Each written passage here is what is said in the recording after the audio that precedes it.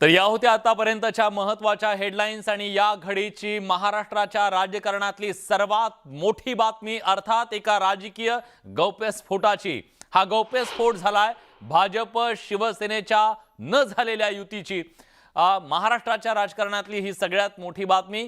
जून 2021 भाजप आणि शिवसेना युतीबाबत पंतप्रधान नरेंद्र मोदी आणि शिवसेनेचे पक्षप्रमुख उद्धव ठाकरे यांच्यामध्ये चर्चा झाल्याचा एक मोठा गौप्यस्फोट खासदार राहुल शेवाळे यांनी केलाय।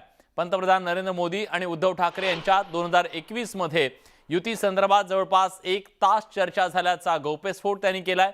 चर्चा सकारात्मक झाली, पण त्यानंतर झालेल्या पावसाळी अधिवेशनात भाजपच्या 12 आमदारांचं निलंबन झालं। त्यावरून युतीची चर्चा फिसकटली। त्यामुळे पुन्हा एकदा शिवसेना भाजप युतीच्या चर्चा मावळल्या।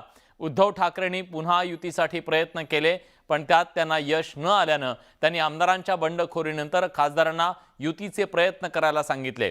ठाकरे मोदींमध्ये युतीची चर्चा झाल्याचा आणि न झालेल्या युतीचा हा मोठा गौप्यस्फोट आज राहुल शेवाळे यांनी केलाय।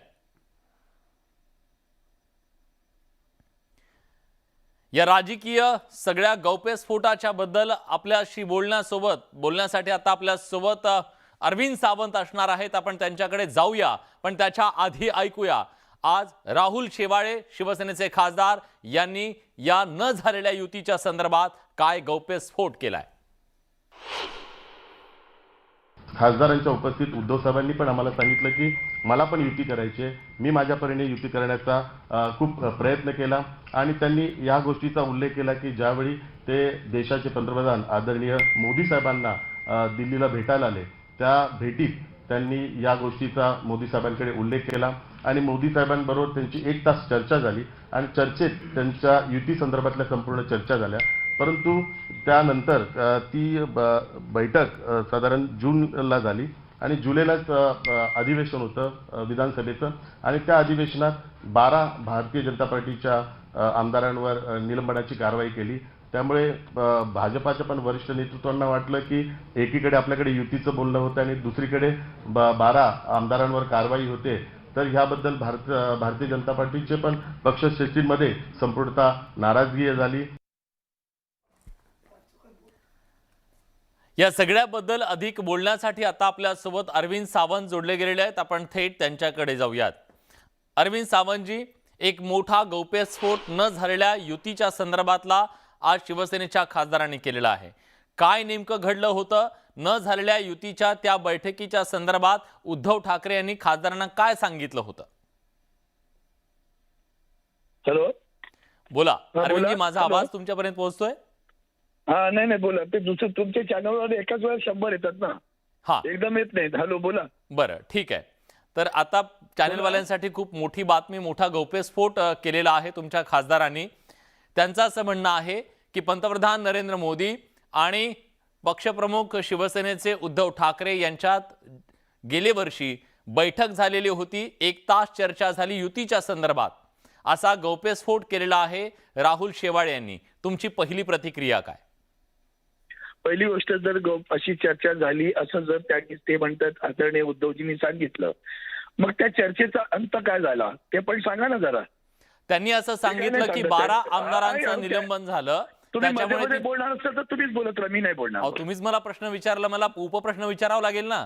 तुम्ही फार चिडताय। माझ्या प्रश्नाचं उत्तर झालं का? तुम्हाला तुमचं रेटायचं आहे, कॉन्ट्रॅक्ट नाही ना? मग मी बोलतो ते ऐकून घ्या पूर्ण।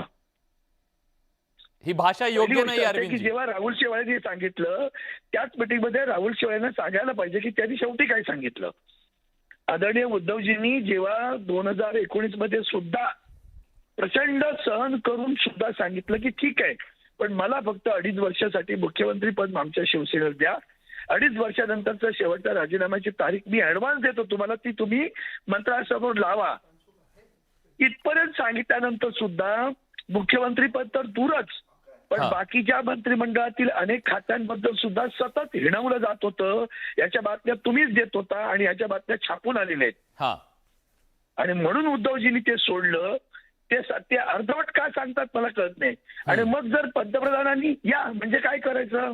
नाही, हो तो मुख्यमंत्री पद असंभव आहे, मग कशासाठी यायचंय? मग कशासाठी यायचंय तुमची गुलामी करायला? हा शिवसेना पक्ष हा लोकांची गुलामी करण्यासाठी नाही निर्माण झालाय. बरोबर. त्यांनी काय हिंदू हृदय सम्राट काय शिवसेना त्यांचं तर म्हणणं काय बाळासाहेब होतं? ठाकरेंनी जर आम्हाला तासभर स्वाभिमान चर्चा शिकवलंय. झालेली होती, तासभर मी चर्चा राजीनामा दिलाय, लक्षात घ्या, विसरू नका तुम्ही पण. या सरकार स्थापनेसाठी मी राजीनामा दिला.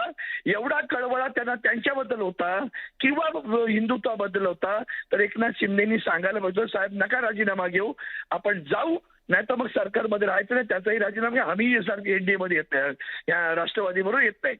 30 वर्ष उपभोगायचं.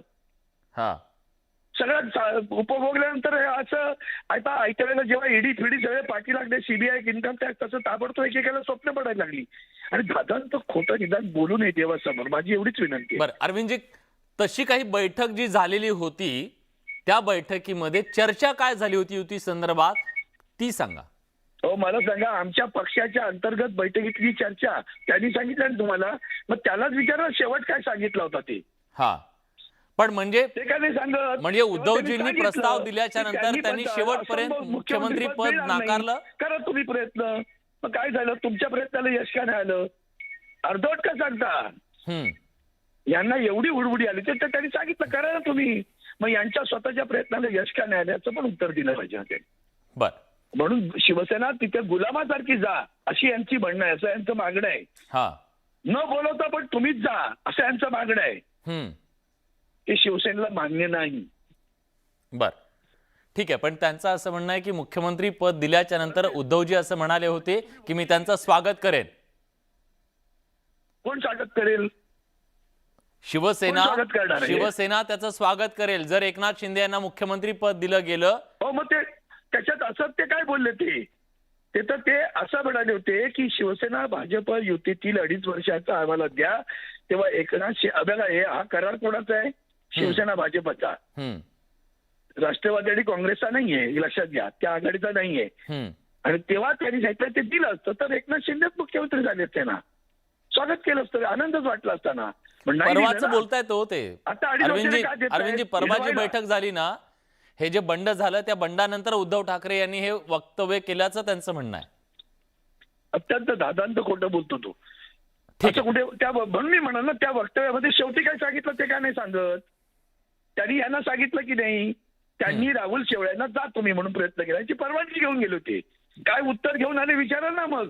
ठीक आहे आम्ही नक्की विचारू आता त्यांना सुद्धा प्रश्न विचारू. आता विचारा, तुम्ही हा. गेला होता ना भेटायला, काय तुम्हाला उत्तर दिलं ठीक आहे ते जरा सांगा ना. मग अर्ध अर्ध नका सांगू. बर धन्यवाद अरविंदजी, तुम्ही न्यूज 18 लोकमतशी बोललात त्याबद्दल.